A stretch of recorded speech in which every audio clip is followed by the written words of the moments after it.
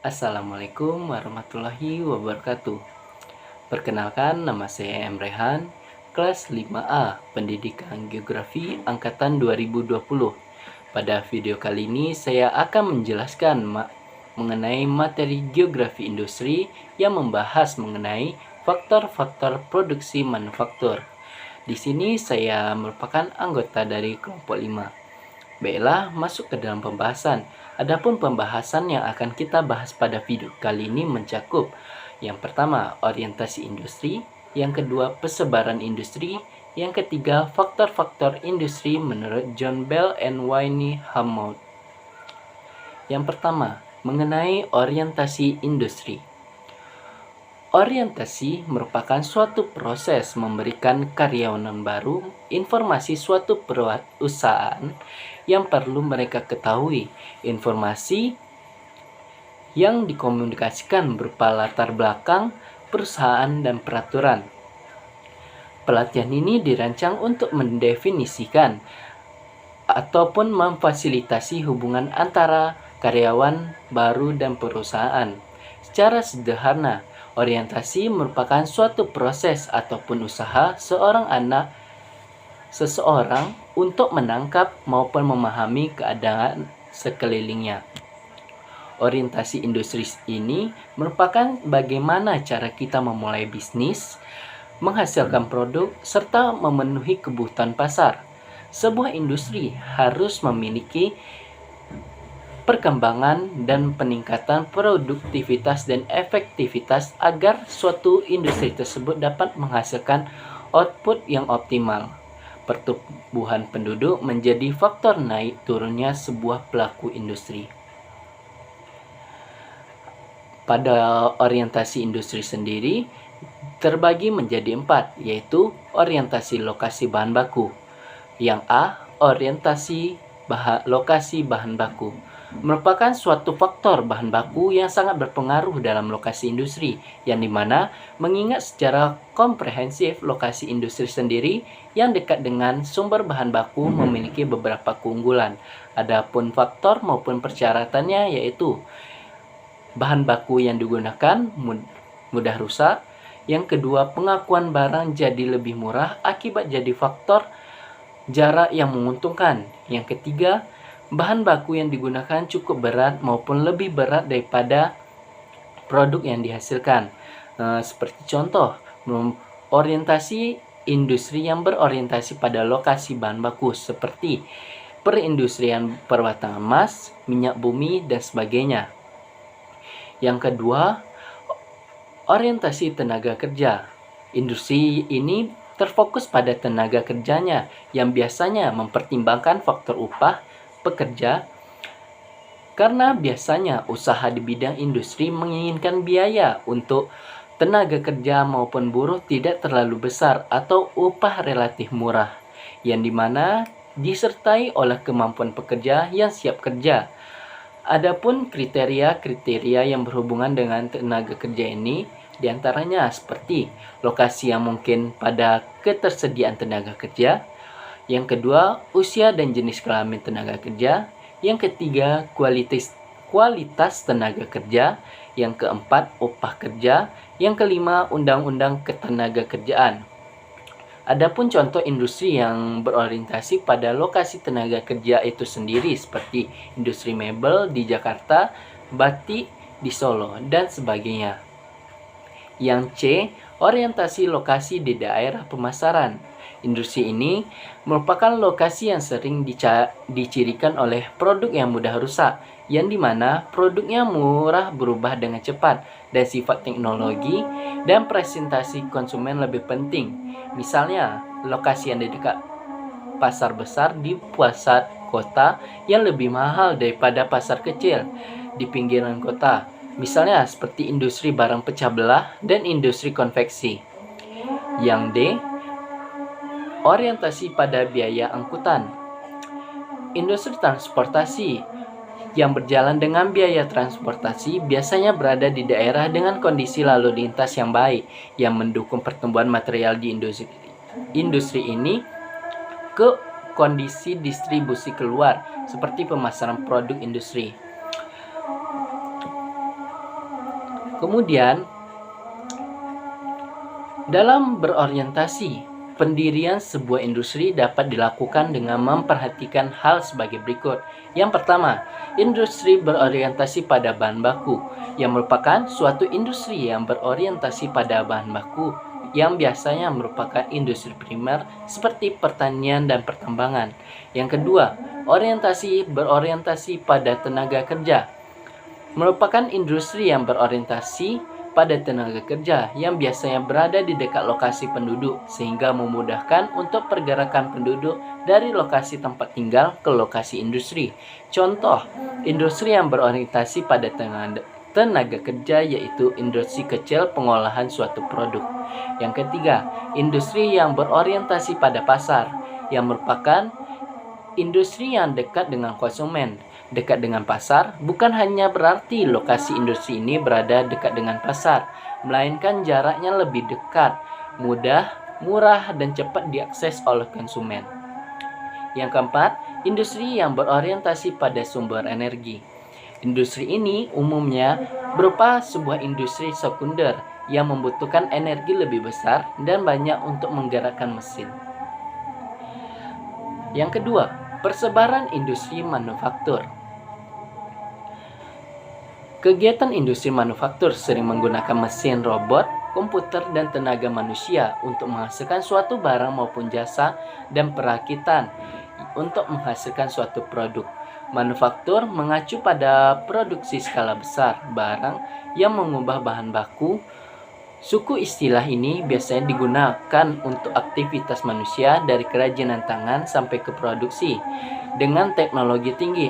Akan tetapi, istilah ini lebih sering digunakan untuk dunia industri, di mana bahan baku diubah menjadi barang jadi dalam skala yang besar.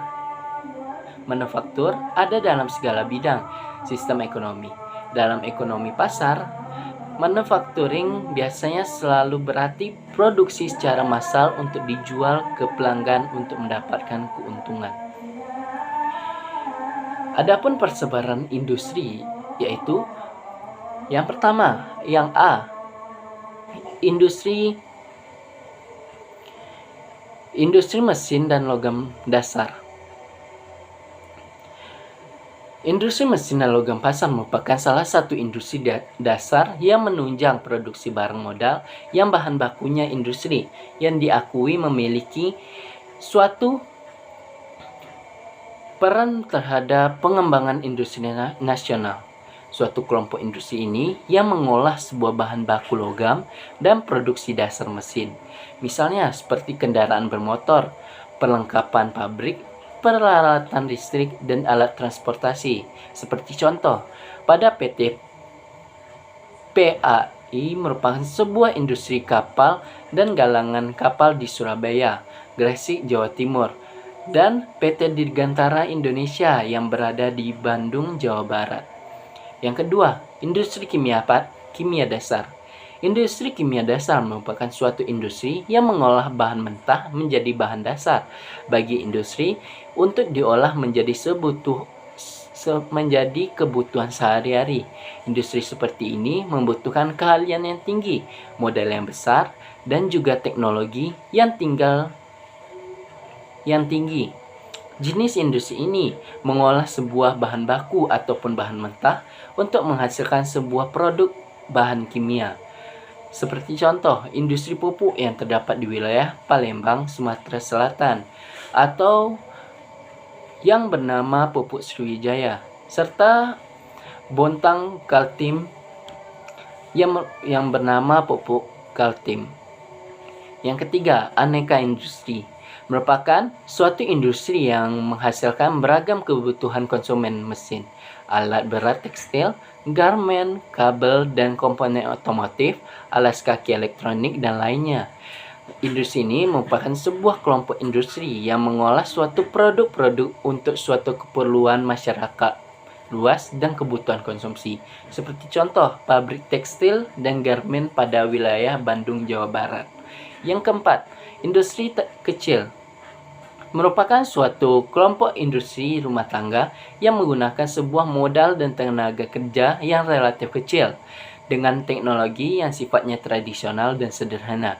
Seperti contoh, kerajinan tanah liat yang berada di wilayah Plaret, Jawa Barat, Banyumas, Jawa Tengah. Kemudian, adapun faktor-faktor industri menurut John Bell dan Wayne Hammond. John Bell 1983 dalam Sutanto Sugiman 1966 membagi industri atas 4 macam industri antara lain.